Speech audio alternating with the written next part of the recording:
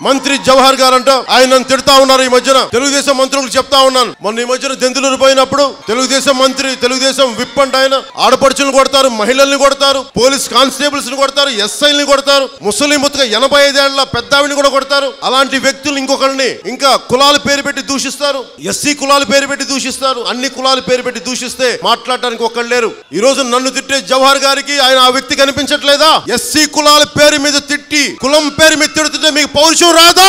నాకు వచ్చింది పౌరుషం, నాకు ఆవేదన వచ్చింది, నాకు కోపం వచ్చింది, మీకు రాదా?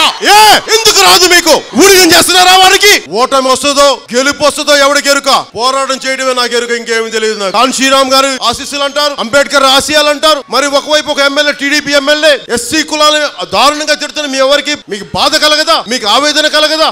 ఒక్కళ్ళు మాట్లాడరే? ఎటు చూసినా ఇసుక మాఫియాలు, ఇసుక దోపిడీలు, జన్మభూమి కమిటీలు. మీరు ముఖ్యమంత్రి గారికి చెప్తున్నా, మీరు ఆ విప్ ని తీస్తారా లేదా? మేము ఎస్సీ కమిషన్ లెటర్లు రాయమంటారా? గవర్నర్ గారి లెటర్లు రాయమంటారా? డీజీపీకి లెటర్ మీరు తెలుసుకోండి. ముఖ్యమంత్రి గారికి ఒక వారం రోజుల సమయం తీసుకోండి. విప్ పదవి నుంచి అతన్ని తొలగిస్తారా లేదంటే నేను ఎస్సీ కమిషన్ లెటర్ రాయమంటారా? అది మీరు ఆలోచించుకోండి. చాలా సుపరిపాలన అందిస్తారని నేను మీకు సపోర్ట్ చేశాను. ఇసుక మాఫియాలు, ఇసుక దోపిడీ వీళ్ళు చేసేవాళ్ళు మీరు వెనకేసుకొస్తే మేము మిమ్మల్ని రేపు పొద్దున మీకు ఎందుకు వెనకేసుకొస్తాం? మిమ్మల్ని ఆ ఎమ్మెల్యేని విప్ గా తొలగించండి. పోలవరం నుంచి నేను డిమాండ్ చేస్తున్నాను.